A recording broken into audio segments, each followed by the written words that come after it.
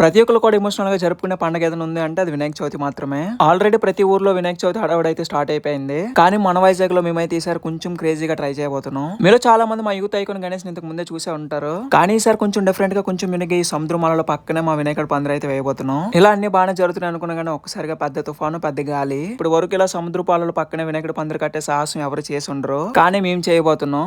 మరింతకి plan success అయిందా fail అయిందా చూడాలనుకుంటే ఈ వీడియోని ఎండ్ వరకు చూసేయండి, అస్సలు మిస్ అవ్వకండి. ఈ వీడియోలో అయితే చాలా ట్విస్ట్లు ఉంటాయి, అలాగే చాలా సర్ప్రైజ్లు కూడా ఉంటాయి. కానీ మేమైతే ఈ ప్రకృతికి ఎదురెళ్ళబోతున్నాం. ఇంకా లేట్ చేయకుండా వీడియో స్టార్ట్ చేసేద్దాం పదండి. ఇంక ఈ రోజు పొద్దున్నే లేచి రాట వేసేద్దామని చెప్పి మనం రాట వేయడానికి కావాల్సిన రాట ఇంకా పూజ సామాన్లు అన్ని కూడా కొనేసాము. ఇంకెలా సామాన్లు అన్ని పట్టుకుని మనం రాట వేయాల్సిన ప్లేస్ కి బయలుదేరదాం అనుకున్నాం. కానీ పైన చూస్తే ఫుల్ గా వర్షం. మనం ఏం పని చేయాలనుకున్నా సరే దానికి ప్రకృతి సహకారం ఖచ్చితంగా ఉండాలి. కానీ ఇక్కడేమో మాకు ప్రకృతి చాలా విరుద్ధంగా ఉంది. మేము చేసే దేవుడి పని అయినప్పటికీ దేవుడిని అడుకోవడం తప్పట్లేదు. ఎందుకంటే మా ప్లానింగ్స్ అన్ని వర్షంలో కొట్టుకుపోవడం మాకు అసలు ఇష్టం లేదు. అయినా పని అయిపోవడం అనేది ఇంపార్టెంట్ కాదు, అది మనం అనుకున్నట్టు అయిందా లేదనేది చాలా ఇంపార్టెంట్. ఇంక ఈ వర్షానికి తుఫానికి ఏమాత్రం భయపడకుండా దేవుడి పైన నమ్మకం పెట్టుకుని బయలుదేరాము. కానీ మా రాట ముహూర్తానికి కొంచెం టైమే ఉంది. అలాగే టైంలోగా చేయాల్సిన పనులు కూడా చాలా ఉన్నాయి. అయినా వినాయక చవితి వచ్చిందంటే కుర్రలకు అంత ఎంత అవసరం రాదు. ఆ అవసరంతో పాటు వచ్చే కష్టాలు ఒడిదుడుకులు చాలా ఉంటాయి నాకు ఇప్పుడు తెలుస్తుంది. ఇంకేదోలా కష్టపడి లేట్ అయినా సరే మా అన్ని దగ్గరికి వచ్చేసాను. అయినా ఫస్ట్ వెళ్ళాల్సింది రాట దగ్గరికి అయితే ఇక్కడికి ఎందుకు వచ్చాం అనుకోకండి. ఫస్ట్ రాట దగ్గరికి వెళ్ళాక అక్కడ సిచ్యువేషన్ అసలు బాగాలేదు. ఇంకా అన్ని దగ్గరికి రాగానే అన్ని అయితే నవ్వుతూ ఏదో మేనేజ్ చేస్తున్నాడు. కానీ ఈ పెండింగ్ లో ఉన్న పనులకి చాలా టెన్షన్ గా ఉన్నాడు అన్నయ్య. ఎందుకంటే ఈ రోజు మనం సింపుల్ గా ఒక రాట మాత్రమే వేయట్లేదు, 10 మందికి ఉపయోగపడే ఒక మంచి కార్యక్రమాన్ని కూడా మనం చేయబోతున్నాం. అదేంటో తెలియాలంటే ఇక్కడ కనిపిస్తున్న వ్యాన్ బాగా గుర్తు పెట్టుకోండి. ఎందుకంటే ఇది ఒక సాధారణమైన మామూలు వ్యాన్ కాదు. ఇందులో చాలా రకాల ఫెసిలిటీస్ ఉంటే జనాలకి చాలా బాగా ఉపయోగపడతాయి. కాబట్టి మన రాట ముహూర్తం వచ్చేసరికి అలాగా మనం ఈ వ్యాన్ బాగా రెడీ చేసేయాలి. అసలుకి ఇవన్నీ కూడా ముందుగా మేము చేసుకోవాల్సిన పనులు. కానీ ఈ రోజు మొదలు పెట్టాం. ఒక పక్క మేమైతే బ్రష్ చేసాం కానీ కనీసం టిఫిన్లు తినలేదు. మా బట్టలు కూడా బాగాలేవు. ఎందుకంటే మన కార్యక్రమానికి జరగాల్సిన పనులు చాలా పెండింగ్ ఉండిపోయని చెప్పి అలా లేసాం, అలా వచ్చేసాం. కానీ మా వాళ్ళకి అంత టెన్షన్ ఉన్నా సరే నీట్ గా సూలు ఇస్త్రీ చేసిన సట్లు వేసుకొని వచ్చారు. వీళ్ళని చూసిన తర్వాత మాకైతే కొంచెం బాధగానే ఉంది. కానీ ఇక్కడ పనులు అవడం అనేది మాకు చాలా ఇంపార్టెంట్. ఇప్పుడు ఇక్కడైతే మన వ్యాన్ రెడీ అవుతుంది. అలాగే వ్యాన్ రెడీ అవ్వడానికి కొంచెం టైం అయితే పడుతుంది. ఈ గ్యాప్ లో మనం ఇంటికి రెడీ అవ్వచ్చు, అలాగే మిగిలిన పనులు కూడా చేసేచ్చు అని చెప్పి ఇంటికి బయలుదేరాము. కానీ మన వినాయకుడు కొంచెం కూడా కరుణించేలా లేడు. అయినా మనం వేయాల్సింది వినాయకుడు రాట అయితే నేను ఈ బీచ్ రోడ్ లో తిరుగుతాను ఏంటని చెప్పి మీలో చాలా మందికి డౌట్ వచ్చే ఉంటది. ఇప్పుడు మనం వేయబోతున్న వినాయకుడు రాటకి ఇంత భయంకరంగా కనిపిస్తున్న ఈ బీచ్ కి చాలా పెద్ద కనెక్షన్ ఉంది. ఆ కనెక్షన్ ఏంటనేది ముందు ముందు మీకే అర్థమవుతుంది. అయినా వర్షాలు పడేటప్పుడు మన వైజాగ్ బీచ్ రోడ్ చాలా అందంగా కనిపిస్తుంది. ఈ బీచ్ కోసం ఏమైనా చెప్పాలని అంటే మన మనసులో బాధ కలిగిన సంతోషం కలిగినా సరే ఈ బీచ్ కి రావాల్సిందే. అంతేకాకుండా ఇలా ఫ్రెండ్స్ తో చిల్ అవ్వాలని తిన్నదార కొట్టుకుని ఆరోగ్యంగా ఉండాలన్నా సరే మన బీచ్ రోడ్ కి రావాల్సిందే. ఇప్పుడు ఈ బీచ్ ని చూస్తే క్లైమేట్ ఎంజాయ్ చేయాలా పనులు అవ్వలేదని చెప్పి బాధపడాలో నాకైతే అర్థం కావట్లేదు. ఇంకెళ్ళ దారిలో ఒకసారి అయితే మనం రాట అయిపోతున్న ప్లేస్ లో ఒకసారి ఆగాను. ఇప్పుడు ఇక్కడ కాసేపట్లో జరగబోయే పెద్ద ఈవెంట్ కి పనులు ఎంతవరకు వచ్చాయో మీరే చూడండి. ఇక్కడ పనులు ఎంతవరకు వచ్చినాయో చూసి నవ్వాలి ఆడాలో తెలియక నవ్వుకుంటున్నాము. ఇలా కాసేపట్లోనే ఇక్కడ కార్యక్రమానికి కావాల్సిన టెంట్ వేయడం మొదలు పెట్టారు. కానీ ఆ తుఫాన్ గాలికి ఆ బీచ్ గాలికి అది మాత్రం ఎగిరిపోతున్నాయి. ఆ పనులలో జరుగుతున్నాయి. ఈలో రావాల్సిన వాళ్ళు ఒకరు వస్తున్నారు. ఇలా కొంతమంది వస్తున్నారు అనుకుంటే ఇంకొంతమంది మేము ఫోన్లు చేసి రావాలా, క్యాన్సిల్ అయిందా, పోస్ట్ పోన్ అయిందని చెప్పి అడుగుతున్నారు. మరి ఇది క్యాన్సిల్ అవుద్దా, పోస్ట్ పోన్ అవుద్దా, లేదా ఈ రోజు జరుగుద్ది అనేది మాకు ఒక క్వశ్చన్ మార్కే. కానీ మాకున్న నమ్మకంతో ప్రతి ఒక్కరికి అంతా బాగుంది, అందరూ వచ్చిండని చెప్తున్నాము. కానీ ఇక్కడ చూస్తే వచ్చిన వాళ్ళు కూర్చోడానికి కుర్చీలు కూడా ఇంకా రాలేదు. ఈ లోపే మేము ఇంట్లో వదిలేసిన మా రాటకారను కూడా తీసుకొచ్చేసాడు మా నాన్న.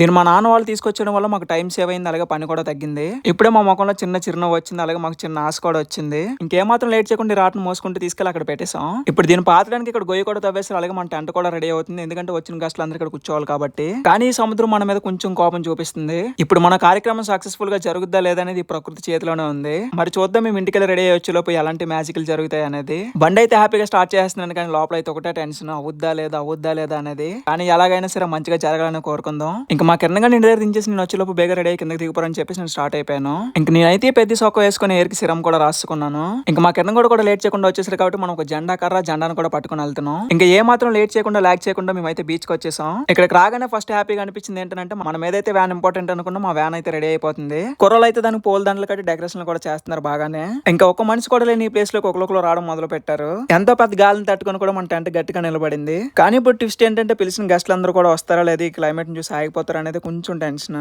ఒక పక్కేమో పూజ కూడా మొదలు పెట్టేశారు. మనం వచ్చేలోగానే మన రాటికి పసుపు కూడా రాసేశారు. కానీ ఈ రాటకారిని ఇప్పుడు ఇందులో పాతాలంటే రావాల్సిన గెస్ట్లు చాలా మంది ఉన్నారు. ఇంకా అంతా సక్రమంగా జరగాలని కోరుకుంటున్నాం. అండ్ అలాగే మాకు బొట్టు కూడా పెట్టేశారు పంతులు గారు. ఎలా ఉంటే మీకు బోరింగ్ ఉంటుంది కాబట్టి ఒకసారి రా క్లిప్స్ ప్లే చేస్తాను చూడండి.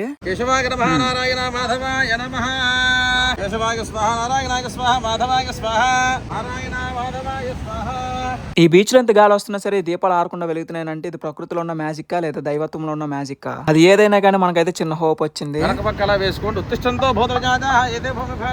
ఇలా పంతులు గారు మంత్రాలతో పూజలు అయితే మొదలు పెట్టారు. ప్రతి ఒక్కరు చెప్పిన పేర్లు గోత్రాల మీద అర్చనలు కూడా చేశారు. ఈ లోపు ఎంత మంది వస్తారు అనుకున్నాం, ఇంకెవరు రాలేదేంటని చెప్పండి నాతో అంటున్నాడు. అంతా బాగానే జరుగుతుంది, ఇంకా కొంచెం నమ్మకంతో ఎదురు చూద్దామని చెప్పాను. ఒక పక్క మనం తెచ్చిన జై శ్రీరామ్ జెండాను కూడా రెడీ చేసేస్తున్నారు మన కుర్రోళ్ళు.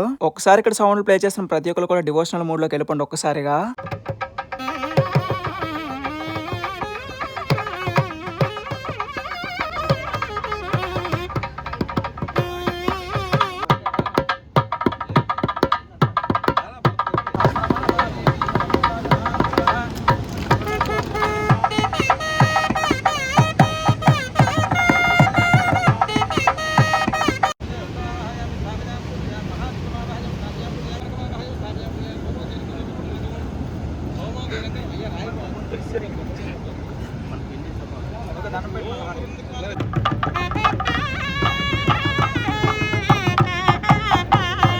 ఇలా మేము పిలిచిన పెద్ద పెద్ద వ్యక్తులు కూడా రావడం మొదలు పెట్టారు. ఈయన మా ఏరియా ఎమ్మెల్యే వంశీకృష్ణ గారు. వేసుకున్న ప్లాన్లన్నీ కూడా కూలిపోతాయి అనుకున్నాం, కానీ కొంచెం ఇబ్బంది పెట్టినా సరే మెల్లమెల్లగా అన్ని జరుగుతున్నాయి. ఆయన ఈ బీచ్ కరెక్టాల పక్కన రాటేయడానికి ఎంత కష్టంగా ఉంటే అసలు ఇక్కడ పందిరి వేయగలుగుతామంటారా? ఇప్పుడైతే కొంచెం రా క్లిప్స్ ప్లే చేస్తాను చూసేయండి.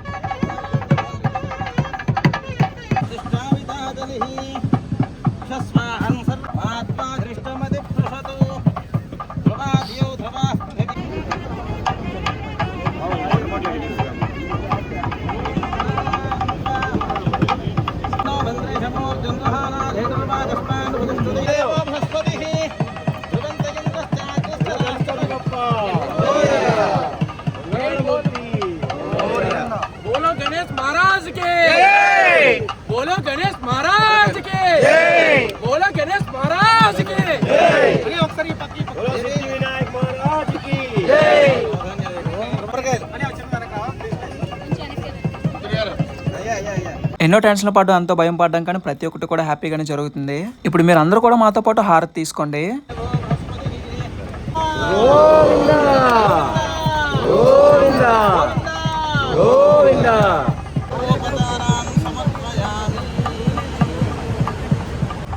సర్వత్రా దిగ్విజయోస్తు, కళ్యాణ శాంతిరస్తు, లోక కళ్యాణ సిద్ధిరస్తు, సహనా భవతు, సహనో భునక్తు, సహ వీర్యం కరవావహి.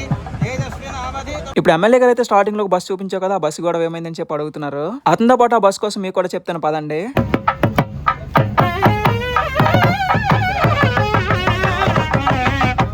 బస్ లోపలికి వెళ్ళడానికి ట్రై చేసాం, కానీ బస్ లోపల అసలు ఖాళీ లేదు. ఎందుకంటే డాక్టర్స్ అండ్ ఇప్పుడు వచ్చిన గస్టులు కూడా లోపలే ఉన్నారు. అసలు బస్ కోసం సింపుల్ గా చెప్పాలంటే ఇది ఒక మెడికల్ క్యాంపెయిన్ బస్. చిన్న చిన్న హెల్త్ చెకప్స్ అలాగే చిన్న చిన్న ట్రీట్మెంట్స్ ఈ బస్ లో చేస్తారు. ఇలా ఫైనల్ గా సక్సెస్ఫుల్ గా సంతోషంగా మా రాట పూజ అయితే కంప్లీట్ చేసేసాము. అయినప్పుడు మీరు చాలా మందికి ఒక డౌట్ వచ్చే ఉంటది, ఈ కెరటాల పక్కన పందిరి ఏంటని చెప్పి. వీటన్నిటికీ సమాధానం కొన్ని రోజుల్లోనే వస్తుంది. మన వైజాగ్ లో ఈ వినాయక చవితికి రాబోతున్న ఈ అద్భుతాన్ని చూడడానికి ప్రతి ఒక్కరు కూడా వేచి ఉండండి. మరికొద్ది రోజుల్లోనే అసలు మా వినాయకుడు ఎలా ఉండబోతున్నాడో, మా పందిరి ఎలా ఉండబోతుంది అన్ని కూడా రివీల్ చేస్తాను. ఇంతకీ వీడియోకి ఇలా వాయిస్ ఓవర్ ఇవ్వమంటారా లేదా ఒరిజినల్ వాయిస్ పెట్టమంటారో కింద కామెంట్ చేయండి. అలాగే వీడియోకి లైక్ చేసి మన ఛానల్ సబ్స్క్రైబ్ చేసుకోవడం మాత్రం అసలు మర్చిపోకండి.